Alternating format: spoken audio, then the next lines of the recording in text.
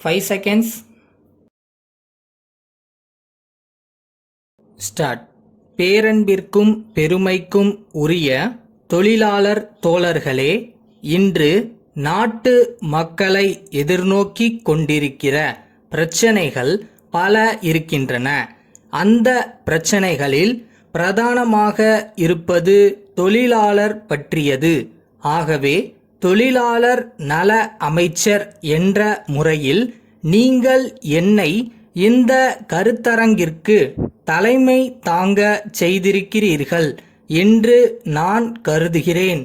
என்னை தலைமை தாங்கச் செய்து உங்களுடைய குறைகளையும் பிரச்சனைகளையும் நேரில் கேட்டறியும் வாய்ப்பளித்த உங்கள் அனைவருக்கும் என்னுடைய நன்றி கலந்த வணக்கத்தை தெரிவித்துக் கொள்கிறேன். இக்கருத்தரங்கில் கலந்து கொண்ட பல தோழர்கள் பல்வேறு விதமான கருத்துக்களை தெரிவித்திருக்கிறார்கள். மொத்தத்தில் பார்த்தால் இங்கே குறிப்பாக கூறப்பட்டது போனஸ் பிரச்சனை என்று நான் கருதுகிறேன். ஒவ்வொரு ஆண்டும் தீபாவளி பண்டிகைக்கு முன்னால் பல்வேறு தொழிற்சாலைகளில் இந்த பிரச்சனை அவ்வப்போது வருகிறது. அது பற்றி தொழிலதிபர்களும் என்னை சந்தித்து பேசியிருக்கிறார்கள். பல்வேறு தொழிற்சங்க தலைவர்களும் தனித்தனியே என்னை சந்தித்து தங்களுடைய கருத்துக்களை எடுத்து கூறியிருக்கிறார்கள். எல்லோருடைய கருத்துக்களையும் கேட்டு முதலமைச்சர் அவர்கள் இதற்கான தீர்ப்பினை அளிக்கும் வரை தொழிலதிபர்கள் கொடுக்கவிருக்கும் தொகை பற்றி அறிவிக்கக்கூடாது என்ற அறிவிப்பு அரசின் சார்பிலே தெரிவிக்கப்பட்டிருக்கிறது என்பதை நான் இந்த நேரத்திலே தெரிவித்துக் கொள்ள கடமைப்பட்டிருக்கிறேன்.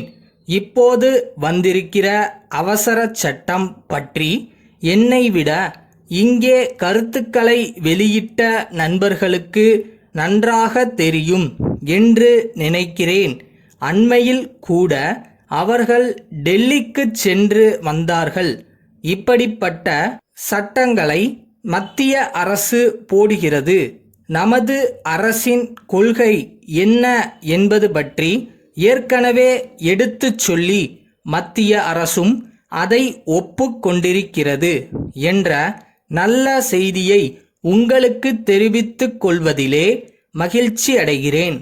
இந்த ஆண்டில் போனஸ் சம்பந்தமான கோரிக்கைகளை 2 மாதங்களுக்கு முன்பே தொழிற்சங்கங்கள் எழுப்பியும் ஆலை முதலாளிகள் பேச்சுவார்த்தைக்கு தயாராகவில்லை என்ற தன்மையை இங்கே சுட்டிக்காட்டினார்கள்.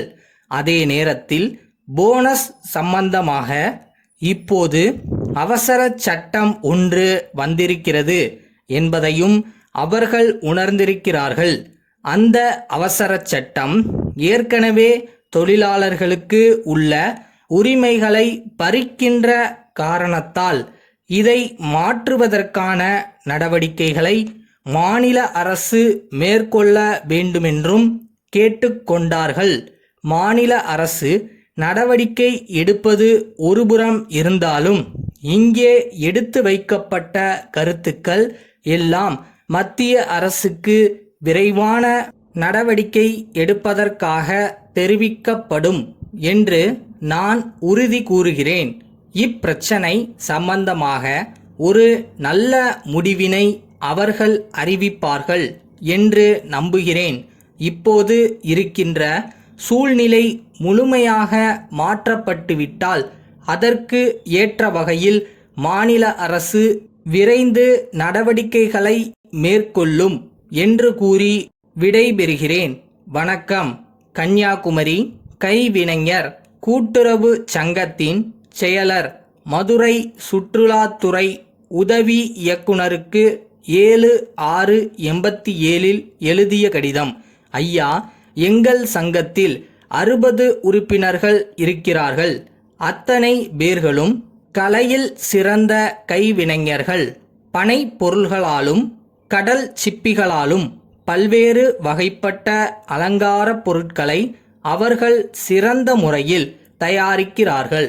அப்பொருள்கள் நம் நாட்டு சுற்றுலா பயணிகளை மட்டுமல்லாமல் வெளிநாட்டு பயணிகளையும் பெரிதும் கவர்ந்துள்ளன.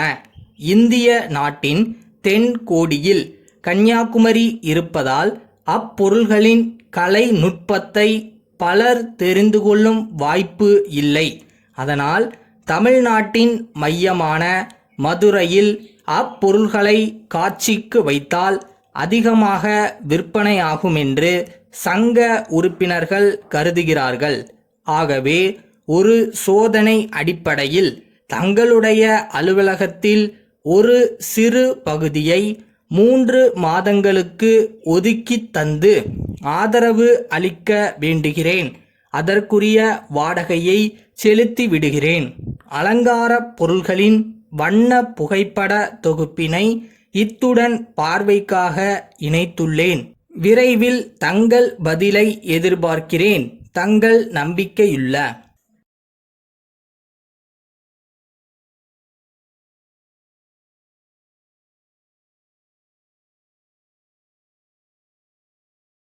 இந்த உலகத்துல முடியாததுன்னு எதுவுமே கிடையாதுன்னு சொல்லுவாங்க. உண்மைதான். நல்லா பெர்ஃபார்ம் பண்ணா யாரும் எதையும் ஜெயிக்கலாம்.